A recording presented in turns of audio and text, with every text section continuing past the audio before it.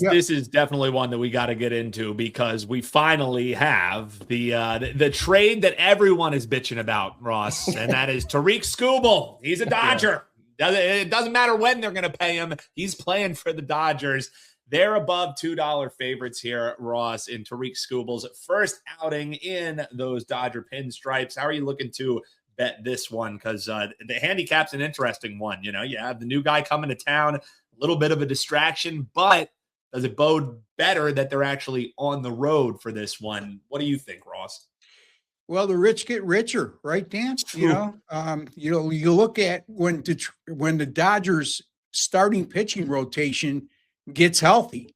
Boy, oh boy, they're going to be a tough out for anybody. But in any event, we got Tariq Skubal going up against the Cubs' Javier Assad, and right now the Dodgers, as expected, with Skubal on the mound, a heavy favorite at -210 to -220, depending on where you're looking. Javier Assad has made one start against the Dodgers this year, and it wasn't a very good one. He only lasted 2 1/3 innings, gave up 6 earned runs on 7 hits while walking 2.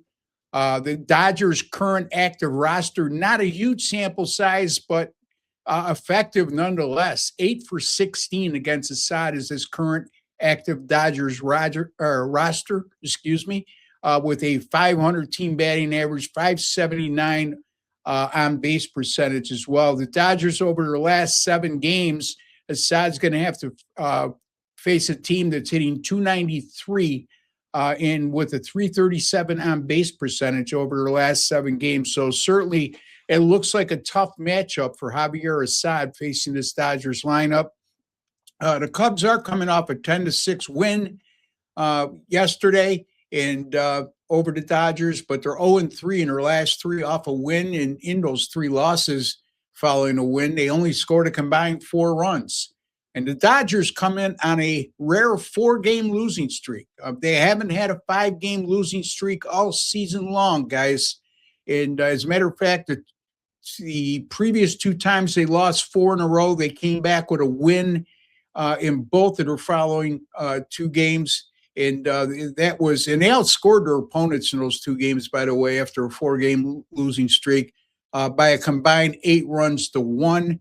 We mentioned Tariq Skubal, and yeah, it might be a distraction, I guess, but I don't think it'll be a distraction for Skubal because he's been in excellent form. Over his last 6 starts, a 1.95 ERA, an 0.78 WHIP, 8.3 to 1 strikeout to walk ratio. Look, I'm not going to lay this big number with the Dodgers, but I just think the Dodgers would have the huge starting pitching matchup advantage in this one, and I think the Dodgers are going to come up big tonight after losing their last 4 in a row. I like the Dodgers here. I'm going to lay the 1.5 here at odds of -130 at Wrigley Field against the Cubs. The pitching gets it done, and the bats get it done, says Ross the Boss. Don't be scared. Lay the 1.5. Ross, we'll talk Tigers Mariners here in just a second, but first, let folks know what you have rocking for $5 Tuesday. At the end of when we're talking, we'll let folks know about what's going on in college football this year. But as far as what's going on right now, Ross, what can folks find over your page, wt.buzz/RB? I got a $5 winning total in Major League Baseball tonight, folks. My totals in all sports on a 33-19 run with my last 52. That's 64% plus 37.38 units. Major League Baseball premium picks overall. We're looking at 34-24 run, 59% over, up over 33 units in net profit. And Major League Baseball over the last 448 days, plus 72.62 units. So I don't think I'm number 1 the last 2 years, but I'm on a pretty good roll over the last, 14 months in Major League Baseball.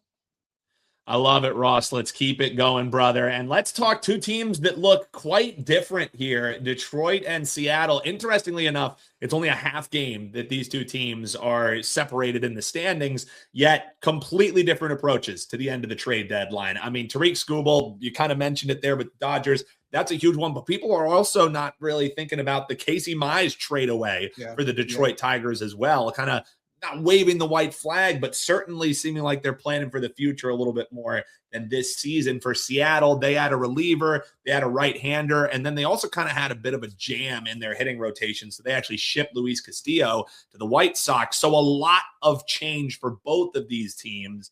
How do you see it shaking out here on Tuesday? I just don't know if it'll be a huge factor in this matchup tonight. I mean, it's going to affect the Detroit starting rotation. They're not going to be anywhere near as good without Mize and Skubal.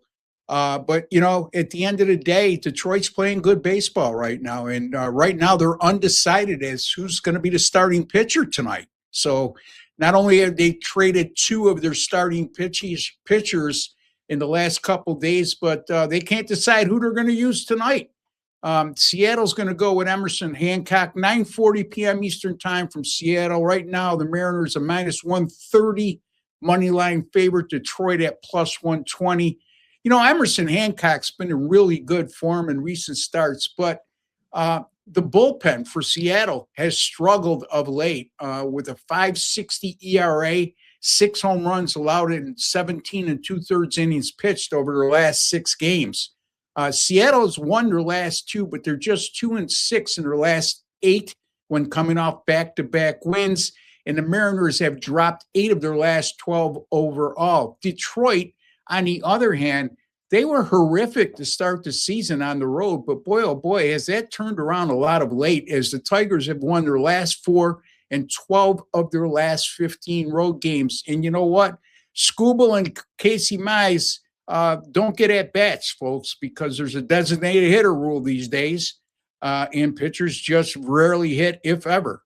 But the Detroit lineup right now, over their last 5 games, they've averaged 11 runs per game, 14 hits per outing, and hit 11 home runs. And if you look at the disparity, the home runs hit by Detroit over the last month and a half or so compared to how they started the year, it's night and day.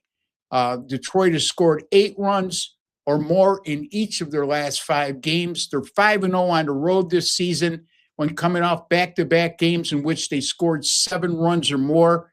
And the Detroit bullpen last 24 games, 2.92 ERA, 1.18 WHIP. And usually when you see undecided next to a team in terms of what their starting pitcher may be, it usually indicates bullpen by committee. Not always, but Detroit's numbers in the bullpen over the last 24 games certainly comes into play here. And Detroit had yesterday off. And by the way, the Tigers, a perfect 8-0 in their last 8 games when coming off an off day. So I'm going to go with Detroit here, plus 120 over the Seattle Mariners.